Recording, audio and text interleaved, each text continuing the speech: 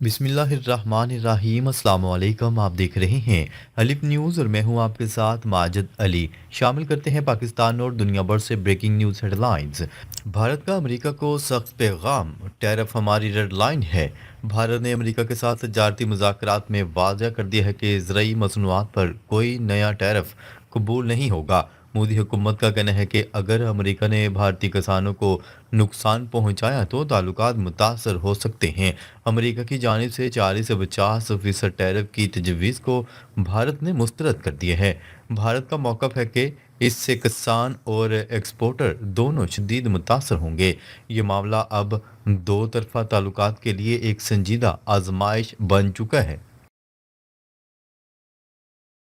पाकिस्तानी बासमती को फ़ायदा, भारतीय चावल को नुकसान। भारत का अमरीकी पॉलिसी पर एतराज़। भारत ने इल्ज़ाम लगाया है कि अमरीकी मार्केट में कम टैरिफ की वजह से पाकिस्तानी बासमती को फ़ायदा मिला। इसके नतीजे में भारतीय बासमती की फ़रोख्त मुतासर हुई और भारत को माली नुकसान उठाना पड़ा।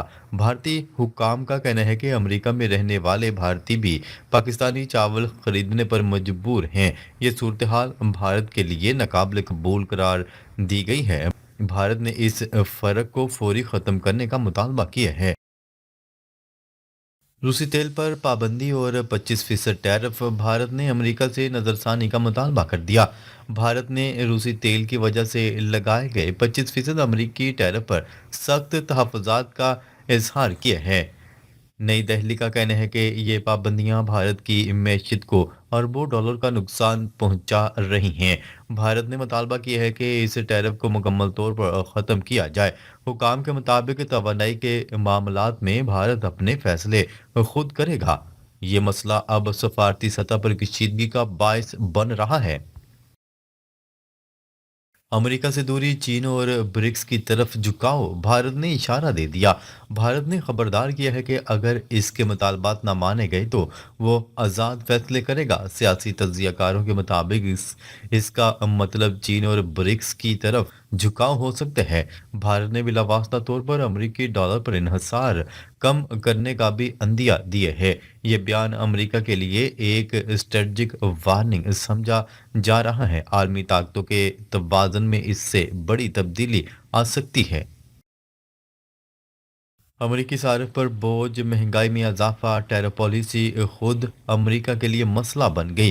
टैरिफ के बायस भारतीय और चीनी मसनूआत अब भी अमरीका पहुंच रही हैं, मगर कीमतें ज़्यादा हैं। इस अजाफी कीमत का बोझ बराह रास्त अमरीकी सार्फ बर्दाश्त कर रहा है, जबकि क्रिसमस सीजन में फ़रोख्त में वाज़ह कमी देखी गई है। कम फ़रोख्त के बायस अमरीका को टैक्स रेवेन्यू में नुकसान हुआ है। माहिरीन के मुताबिक ये टैरिफ पॉलिसी अमेरिका के लिए उल्टा मसला बन चुकी है। भारत का के फोर मिसाइल का कामयाब तजर्बा, पाकिस्तान को खुला पैगाम। भारत ने हाल ही में अपनी न्यूक्लियर पावर्ड आबदोज आईएनएस अरिघात से के four submarine launched ballistic missile का कामयाब तजर्बा किया है। यह बैलिस्टिक मिसाइल तकरीबन 3500 किलोमीटर रेंज का हामिल है और ये न्यूक्लियर वारहेड ले जाने की सलाहियत रखता है। इस तजर्बे से भारत की सेकंड स्ट्राइक की सलाहियत मजीद मजबूत हो गई है। ये मिसाइल भारत की न्यूक्लियर ट्राइड का अहम हिस्सा है जो समंदर से हमले की काबिलियत फराहम करता है। माहरीन के मुताबिक ये तजर्बा इलाकाई तवाज़ुन को मुतासर कर सकता है। के4 मिसाइल का तजर्बा, पूरा पाकिस्तान निशाने पर। मिसाइल की 3500 किलोमीटर रेंज के साथ ये पाकिस्तान के तकरीबन तमाम बड़े शहरों को निशाना बना सकता है। इसमें इस्लामाबाद, लाहौर, कराची, रावलपिंडी और दीगर शहर शामिल हैं। ये मिसाइल 2.5 टन तक न्यूक्लियर पेलोड ले जाने की सलाहियत रखते हैं। भारत ने यह तजर्बा अपनी नई आबदोज से किया जो इसकी नेवल ताकत की अलामत है। ये कदम पाकिस्तान के लिए बरह रास्त पैगाम समझा जा रहा है। भारत की सेकंड स्ट्राइक काबिलियत में इजाफा, ये तजर्बा भारत की समुद्री न्यूक्लियर डिटेरेंस को मजीद मजबूत बनाता है। सबमरीन से लॉन्च होने की वजह से ये मिसाइल दुश्मन के लिए पकड़ना मुश्किल है। भारत अब के 15 के बाद के 4 को ऑपरेशनल बना रहा है। आइंदा के 5 और के 6 मिसाइल मजीद लंबी रेंज के होंगे। ये तरक्की भारत को इलाकाई ताकत का तवाज़ुन तब्दील करने की तरफ ले जा रही है। پاکستان کے لیے تشویشناک صورتحال، بھارتی میڈیا اور ماہرین اسے پاکستان کے خلاف طاقت کا مظاہرہ قرار دے رہے ہیں۔ یہ تجربہ علاقائی تناؤ کو بڑھا سکتا ہے۔ پاکستان اپنی دفاعی صلاحیتوں پر بھروسہ کرتے ہوئے جواب تیار رکھتا ہے۔ ماہرین کا کہنا ہے کہ ایسی ترقیوں سے امن کو خطرہ لاحق ہو سکتا ہے۔ دونوں ملکوں کو بات چیت سے مسائل حل کرنے چاہیے۔ بھارت کی میزائل ترقی، علاقائی اثرات۔ بھارت نے یہ تجربہ خفیہ طور پر بنگال کی خلیج میں کیا ہے۔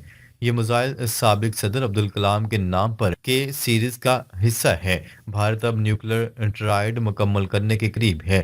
یہ قدم چین اور پاکستان دونوں کے لیے اہم ہے۔ عالمی سطح پر اسے بھارت کی دفاعی طاقت میں اضافے کے طور پر دیکھا جا رہا ہے۔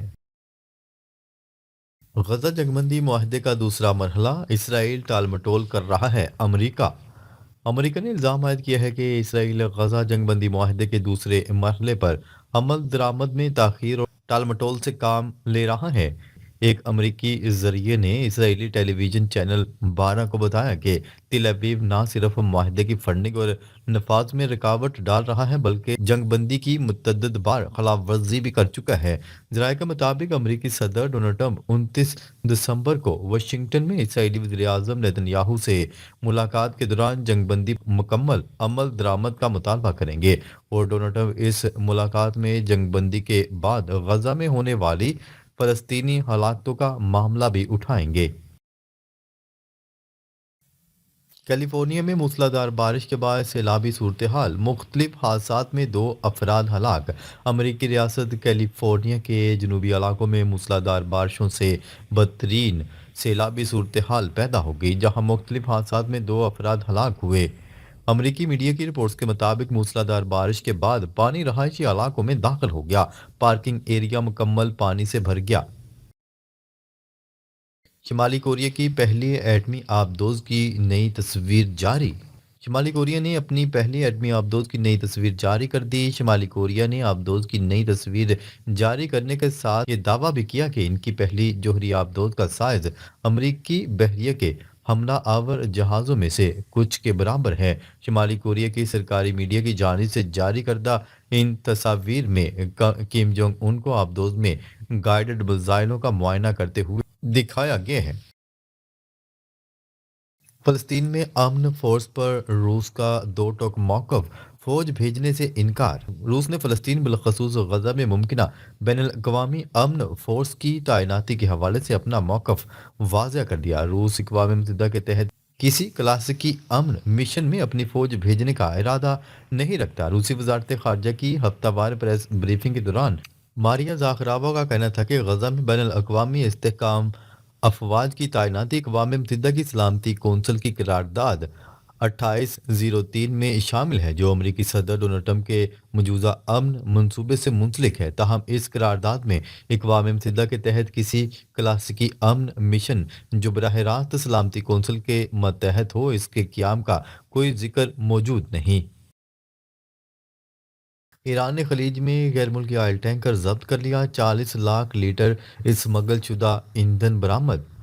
ایران نے خلیج میں واقع اپنے جزیرے کشم کے قریب ایک غیر ملکی آئل ٹینکر تحویل میں لے لیا ہے، جس پر 40 لاکھ لیٹر اسمگل شدہ ایندھن لے جانے کا الزام ہے۔ حکام کے مطابق ٹینکر کا نام اور اس کی قومیت ظاہر نہیں کی گئی، تاہم بتایا جا رہا ہے کہ جہاز پر موجود 16 غیر ملکی عملے کے ارکان کو فوجداری الزامات کے تحت حراست میں لے لیا گیا ہے۔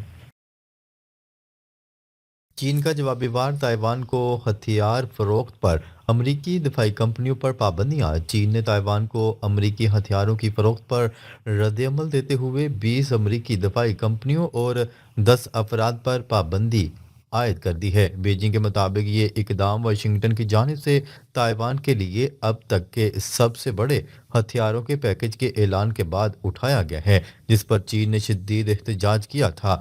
خبرساں ادارے روئٹرز کی رپورٹ کے مطابق چینی وزارت خارجہ نے اعلان کیا ہے کہ تائیوان کو ہتھیاروں کی فروخت میں کردار ادا کرنے پر متعدد امریکی دفاعی کمپنیوں اور ان سے وابستہ افراد کو پابندیوں کی فہرست میں شامل کر دیا گیا ہے۔ امریکہ نے نائجیریا میں فضائی حملہ کر دیا۔ امریکہ نے نائجیریا کے شمال مغربی علاقے میں داعش سے منسلک شدت پسندوں کے خلاف فضائی کارروائی کی ہے جس میں متعدد جنگجو مارے گئے ہیں۔ امریکی صدر ڈونلڈ ٹرمپ اور امریکی فوج کے مطابق یہ کارروائی نائجیریا کی حکومت کی درخواست پر سکوٹو ریاست میں کی گئی، جہاں شدت پسند گروہ مبینہ طور پر مقامی آبادی بالخصوص مسیحی برادری کو نشانہ بنا رہا تھا۔